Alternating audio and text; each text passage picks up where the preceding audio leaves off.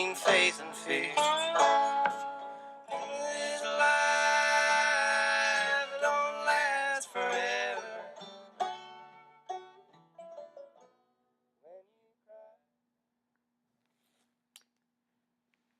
This is Zebulin Miller with Walden University, Masters of Education Teacher Leadership. Little Old Crow Medicine Show to start us off today. It is May 21st, 2015, coming to you from Kent, Ohio. Going to talk about mentoring, coaching, and collaboration with colleagues. And this is the reflection of the virtual field experience of a mentoring practice, pre-post observation, and the whole procedures of it. So, starting out, as you can see, we have the mentor and the mentee. That's how this works, the collaborative education model that we're talking about today. So once again, Zebulin Miller, Walden University, and I'm talking about Sue Teese today. She's our mentor teacher, Sue. She's a veteran 4th grade elementary teacher from Southampton, Massachusetts. Her mentee today is going to be Kristin Heath. Kristin is a first-year 5th grade elementary teacher, also from Southampton, Massachusetts. But we want to start out with the procedure, looking at the mentoring process and procedure. It always starts out with induction, showing up, before the contract time. This is probably a summer activity, most likely. When you have a new teacher, you want them to know the building. You want them to get acquainted with mapping, layout of the building, teachers within the building, what subjects, what wings of the building, where lunch is, custodians, clerical secretaries, administration, obviously. So that's basically induction is when you begin. And it also kind of merges with the orientation, mission statements, why we're doing what we do, how the testing is going to work, where you're going to be assessed, where you need to be, what your duties are. Just the whole gamut of everything that falls under the umbrella of doing what you got to do is for your job as a teacher. Now, the actual mentoring process, this is usually when we're talking about this mentoring, it's steps of mentoring, and it's more coaching than anything.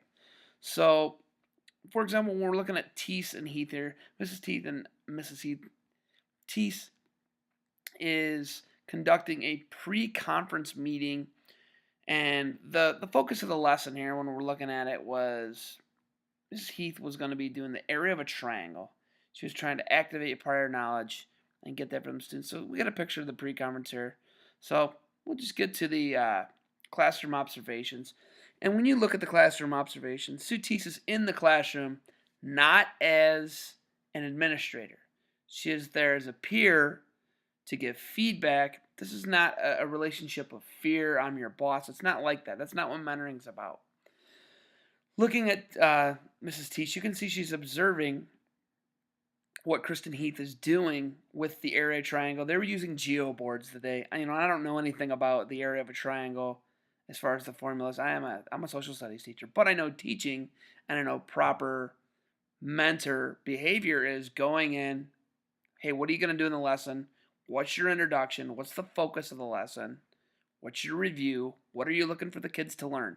And Sue did a very good job in the pre-conference and did a great job of being invisible while observing and not putting pressure on Kristin Heath, her mentee. So there you can see she was observing, taking notes of what the students were asking questions about, what they seemed to be unclear on, and this was pretty good.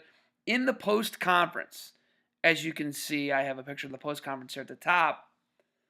It was pretty. I felt like it was an honest and open relationship there, and that's the most important thing of the collegiality is you have to have a good rapport. And these two teachers seem to be very professional.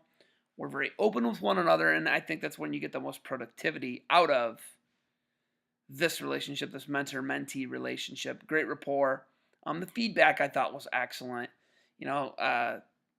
Sue Teese she did a great job of drawing answers out of Kristin Heath. And hey, what were you looking for? What did you want the student to learn there? What were you expecting out of them? How would you want them to activate their prior knowledge?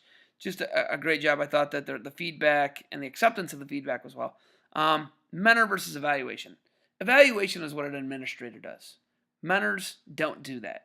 Mentors provide feedback for you to become better, to prepare so kids are learning, and you're doing and hitting all the things you need to for teaching in the in this new era that we're in currently in the United States of America. It's challenging, but I think with a good positive mentor, it is something that's very doable. And collegial coaching and the collaborative process of mentoring is just I don't think that it can be understated. And some schools really don't put enough stress on it. It's very important not to just baptize a new teacher by fire and just throw them into the classroom and here it is.